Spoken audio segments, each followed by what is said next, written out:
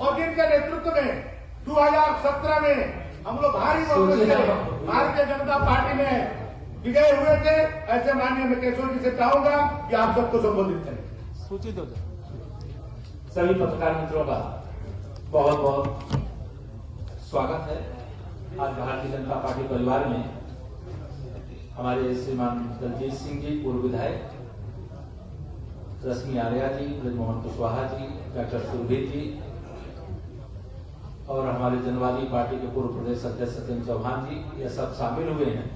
मैं इन सबका भारतीय जनता पार्टी परिवार में हार्दिक स्वागत करता हूं और मैं पूरे विश्वास से कह सकता हूं कि 2022 में भारतीय जनता पार्टी 300 से अधिक कमल खिलाकर के फिर से उत्तर प्रदेश में जो सुशासन और विकास का पर्याय बन चुकी भारतीय जनता पार्टी की सरकार बनाने का काम करेगी। मैं आज यहां पर यह भी कहना चाहूंगा कि समाजवादी पार्टी जो गुब्बारे में हवा एक तरह से भर जाती है, वो हवा निकलने वाली है और यह कहने में मुझे कोई संकोच नहीं, पूरे विश्वास से कह सकता हूं ये नई सपा नहीं है, ये वही सपा है जो 2014 में थी, जो 2017 में थी, 2019 में थी। उससे भी खराब स्थिति में समाजवादी पार्टी 2022 में रही।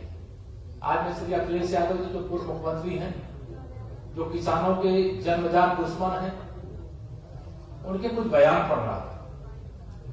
उन्होंने प्रेस के माध्यम से कहा कि वो किसानों के बड़े हितैषी हैं। अगर वह हितैषी होते तो उनके शासनकाल में किसानों के हित में कोई काम तो हुआ होता। उनकी सरकार के समय में गन्ना का भुगतान तक नहीं होता था। मेरे किसानों की फसल सूख जाती थी, बिजली नहीं आती थी। मेरे किसानों की फसल किसी आपदा में बर्बाद हो जाए तो 2-2 साल तक मुआवजा भी नहीं मिलता था। और वह किस मुंह से किसान की बात करते हैं? भारतीय जनता पार्टी की सरकार बनने के बाद हम लोगों ने पहली कैबिनेट की बैठक में उत्तर प्रदेश के 86 लाख किसानों का 36,000 करोड़ रुपए का कर्ज माफ करने का काम किया।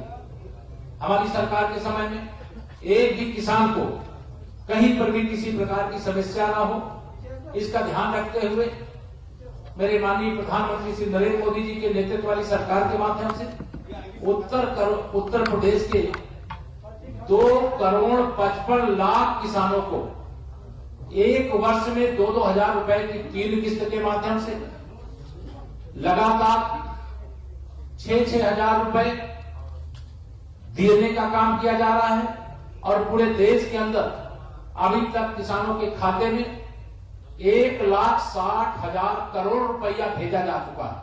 ये सपा बसपा कांग्रेस एक ही थैली के चट्टे बैठते हैं। इनकी नीति है कि जो भी योजना बने उस योजना का 15% तो जिनके लिए योजना बनती उन तक जाए, बाकी 85% या बेईमान या भ्रष्ट दलाल खा जाए। भारतीय जनता पार्टी ने इस पर लगाम लगाने का काम किया है। हमारी सरकार ने गन्ना किसानों का 1.5 लाख करोड़ रुपया का भुगतान किया। जब ये सत्ता में थे, इन्होंने वह भुगतान को बकाया छोड़ने का काम किया था, लेकिन हमारी सरकार ने पूरी जिम्मेदारी से उस काम को समझते हुए किसान की कोई समस्या ना हो, इस बात को ध्यान में रख के भुगतान कराने का काम किया।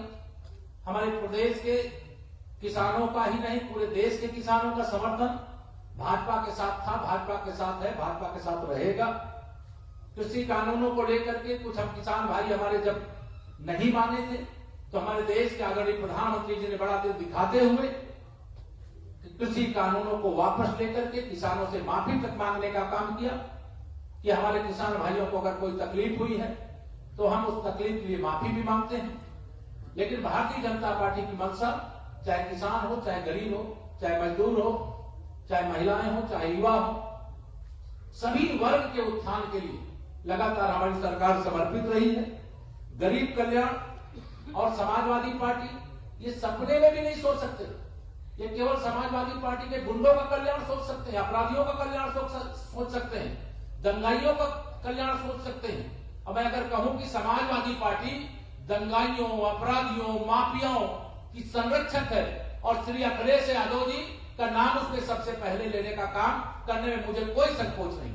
आज मैंने सुना भारतीय जनता पार्टी ने आवाज उठाई कि इनकी पहली लिस्ट जो है जिसमें दंगाइयों को, अपराधियों को, माफियाओं को उन्होंने टिकट दिया। आज उन्होंने, मैंने सुना कि एक टिकट बदल करके उसी अपराधी की बहन को टिकट दे दिया। कोई अपराधी हो या अपराधी का परिवार हो, ये समाजवादी पार्टी अपराधियों का संरक्षण करने वाली पार्टी है और इस समाजवादी पार्टी को 2022 के चुनाव में जनता बहुत करारा सबक सिखाने का काम करेगी, ऐसा मैं विश्वास रखते हुए 2022 में 300 से अधिक कमल फिर खिलेंगे, प्रचंड बहुमत की भारतीय जनता पार्टी की सरकार बनेगी और सपा गठबंधन का सूपड़ा साफ हो जाएगा। धन्यवाद। आज जदयू ने घोषणा की है कि वो कांग्रेस पार्टी के साथ जाती है। ऐसी मतलब खबरें आ रही है कि जो पूरा विपक्ष है आपके खिलाफ लामबंद है और चुनाव तक आते आते जो पूरा ये भाजपा बना माल, हमें उसमें कोई समस्या नहीं है। हम 300 से ज्यादा सीटें, सारे विरोधी एक हो जाए, सदा एक रहते थे। जैसे हम 2014 जीते, जैसे 2017 जीते, जैसे 2019 जीते, वैसे ही 2022 भी जीतेंगे और कमल खिलेंगे। धन्यवाद। जब पूरा विपक्ष एक साथ आ जाएगा तो सर समीकरण आप भरोसा रखिए, विपक्ष एक साथ हो सकता है लेकिन जनता भाजपा के साथ होगी। धन्यवाद।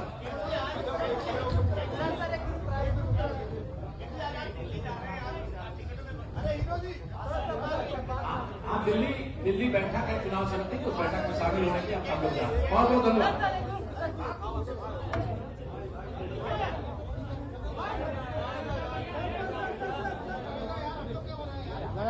लगा दीजिए।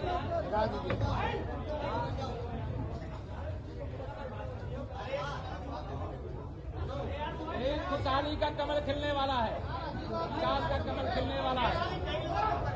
जो विजय यात्रा है वो जारी है और आगे जारी रहेगी। जनता का आशीर्वाद भाजपा के साथ है, गुंडों अपराधियों के साथ नहीं है। धन्यवाद।